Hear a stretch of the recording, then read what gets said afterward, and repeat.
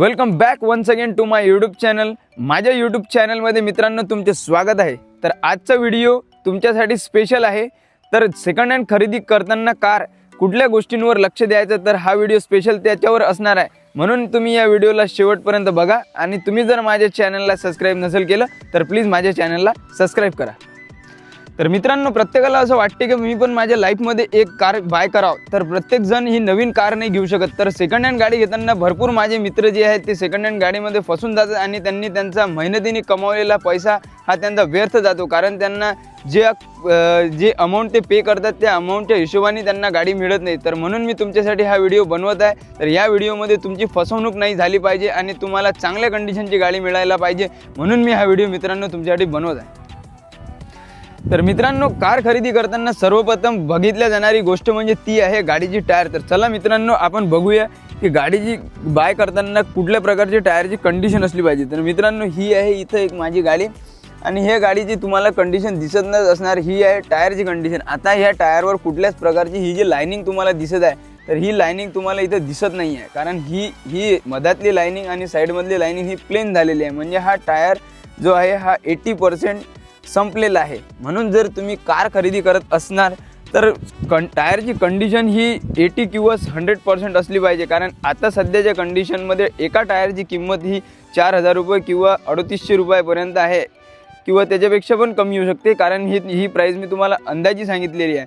म्हणून जर तुम्ही सेकंड हँड खरेदी करत असाल तर तुम्ही डीलरला विचारून घ्या, तुम्ही जे टायरची कंडिशन देणार आहे ही 100% टायरची कंडिशन चांगली आहे किंवा मला नवीन गाडी घेतल्यानंतर टायर हे रिप्लेस करावे लागतील का। तर सर्वप्रथम बघितला जाणारा पॉईंट म्हणजे तो आहे टायर। मित्रांनो, गाडी खरेदी करताना सेकंड हँड गाडी खरेदी करताना दुसरा पॉईंट म्हणजे जर गाडी ॲक्सिडेंटल आहे का। तर ही ॲक्सिडेंटल गाडी कशा प्रकारची बघितली जाते, जर गाडीला समोरची साईडनी जर कुठल्या प्रकारे डॅमेज जर झालेला असेल, समोरच्या साईडनी जर कुठला मार लागलेला असेल, तर आपण सर्वप्रथम हे बोनेट ओपन करून बघूया। तर मित्रांनो, हे बोनेट ओपन केल्यानंतर जर गाडीमध्ये कुठल्या प्रकारची जर कलरिंग वगैरे केलेली असली तर हे जे कंडिशन आहे यामध्ये हे ओल्ड हा जो आहे हा ओल्ड पार्ट तुम्हाला दिसतो आणि हा बाहेरचा पार्ट जो आहे हा न्यू पार्ट असतो। हा आतमधील पार्ट जर तुम्हाला न्यू असला तर याच्यावरून तुम्ही अंदाजा लावू शकता की गाडी ही ॲक्सिडेंटल आहे। तर मित्रांनो, गाडी खरेदी करताना बघितला जाणारा तिसरा पॉईंट म्हणजे जर गाडी इंजन स्टार्ट केल्यानंतर इंजनमधून जर गाडीतून नॉकिंगचा जर साऊंड येत असेल, नॉकिंगचा इंजनमधून, तर याचा अर्थ तुमच्या गाडीमध्ये इंजनचं काम असू शकते किंवा इंजन टायमिंग चेंजचं काम असू शकते। मित्रांनो, तर सर्वात महत्त्वाचं म्हणजे गाडी खरेदी करताना बघितला जाणारा पार्ट हा आहे तो तुमच्या गाडीचा इंजन। आणि इंजनमध्ये जर टायमिंग चेंजचं जर काम असलं तर तुम्हाला अंदाजे 25 ते 30 हजार रुपयापर्यंत खर्च लागू शकतो।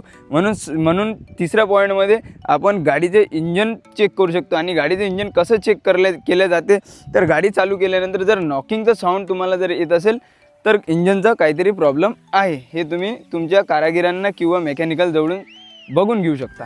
तर मित्रांनो, चौथा पॉईंट म्हणजे जर गाडी तुम्ही सेकंड हँड बाय करत आहात तर सेकंड हँड गाडी खरेदी करताना बघितला जाणारा पॉईंट म्हणजे तो आहे क्लच प्लेट। जर तुम्ही गाडी इंजन स्टार्ट केल्यानंतर फर्स्ट गिअरमध्ये गाडी जर पहिल्या गिअरमध्ये उचलताना जर गाडी व्हायब्रेट मारत असणार किंवा गाडी जास्त दम खात असणार उचलण्यासाठी, तर याचा अर्थ असा असू शकतो गाडीचे क्लच प्लेट आणि प्रेशर प्लेटमध्ये प्रॉब्लेम आहे।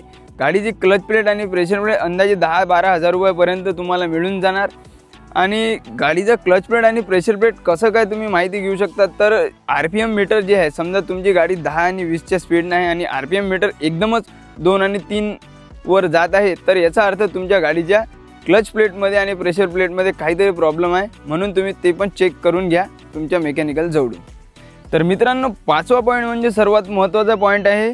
चला तर तो आपण गाडीमध्ये जाऊ बघूया। तर पाचवा पॉईंट म्हणजे असा आहे, जर तुम्ही गाडी खरेदी करत असणार तर गाडीचे जे सर्वात महत्त्वाचं म्हणजे ते आहे स्टीअरिंग। कारण तुम्ही गाडी चालवताना सर्वात महत्त्वाचं तुम्हाला स्टीअरिंगचं काम मिळू शकते।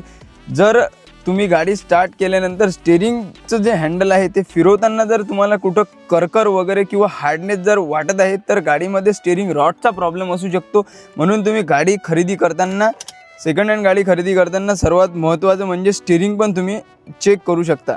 तर गाडी स्टीअरिंग अशा प्रकारे चेक केले जाते। जर गाडीचं स्टीअरिंग कुठेही तुम्हाला अटकताना असं वाटत आहे किंवा कुठल्या प्रकारचा स्टीअरिंगमध्ये जर साऊंड वाटत आहे तर याचा अर्थ स्टेअरिंगमध्ये काहीतरी प्रॉब्लेम आहे. म्हणून सेकंड हँड गाडी घेताना तुम्ही अवश्य स्टेअरिंग पण चेक करा.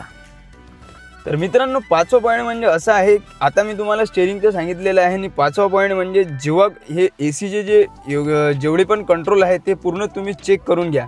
कारण जेव्हा आपण सेकंड हँड गाडी बाय करतो तेव्हा एसीमधून एसीच बंद असते किंवा हीटर कूलिंग सिस्टीम बंद असते किंवा कूलिंग सिस्टीम बंद असते. हे पूर्ण चेक करायसाठी तुम्ही गाडी खरेदी करताना एसी चालू करून बघा, त्याचा पॉवर 1 2 3 4वर तुम्ही सेट करून बघा, हीटरची कॅपॅसिटी चेक करून बघा आणि कूलिंग पण तुम्ही चेक करून बघा, एसी ऑन ऑफ करून बघा.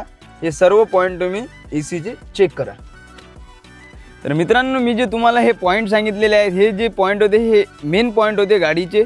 सेकंड हँड गाडी खरेदी करताना ही पॉईंट बघितल्यानंतरच तुम्ही कुठली पण गाडी घ्या. आणि छोटे छोटे पॉईंट म्हणजे कुठं तुमच्या गाडीला स्क्रॅचेस लागलेले आहे का, किंवा दरवाजा ओपन किंवा बंद करताना या हिंजेसमध्ये काही साऊंड वगैरे आहे का, किंवा तुमचं जे साईड मिरर फोल्डिंगचं वगैरे आहे हे फोल्डिंग वगैरे बरोबर होते किंवा नाही होत, किंवा मिररमधली जी मोटर राहते, जे मिरर ॲडजस्टमेंट केल्या जाते ते मिरर ॲडजस्टमेंट होते किंवा नाही होत. त्याच्यानंतर स्टेअरिंग रॉड, स्टेअरिंग रॅक किंवा स्टेअरिंग कॉलम वगैरे हे पूर्ण तुम्ही चेक करून घ्या. गाडीची ड्रायव्हिंग घेतल्यानंतर गाडीमध्ये कुठं खडखड किंवा काही आवाज आहे का ते चेक करा.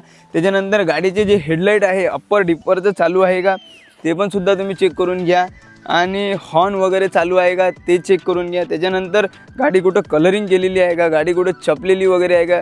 चपलेली वगैरे हे तर तुम्हाला तर ऑलरेडी स्क्रॅचेस वगैरे हे तर दिसूनच जातील, कारण सेकंड हँड गाडी जर आपण घेतो आहे तर ते छोटे मोठे तर प्रॉब्लेम येते. जे काही होते, जे पहिले 5 पॉईंट जे तुम्हाला सांगितले होते हे होते तुमचे मेजर पॉईंट. आणि गाडी सेकंड हँड गाडी खरेदी करताना अवश्य तुम्ही हे पॉईंट चेक करा आणि तुमच्या कारागीरजवळून पण तुम्ही हे पॉईंट अवश्य त्यांना चेक करायला लावा. तर मित्रांनो, मी अशाच प्रकारे तुमच्यासाठी इन्फॉर्मेटिव्ह व्हिडिओ या चॅनलवरती घेऊन येत असतो. तर हा व्हिडिओ जर तुम्हाला आवडला असेल तर प्लीज तुम्ही ह्या व्हिडिओला लाईक करा. आणि तुम्ही जर माझ्या चॅनलला सबस्क्राईब नसेल केलं तर प्लीज माझ्या चॅनलला सबस्क्राईब करा. या चॅनलवर मी असेच नवनवीन व्हिडिओ घेऊन येत असतो. धन्यवाद.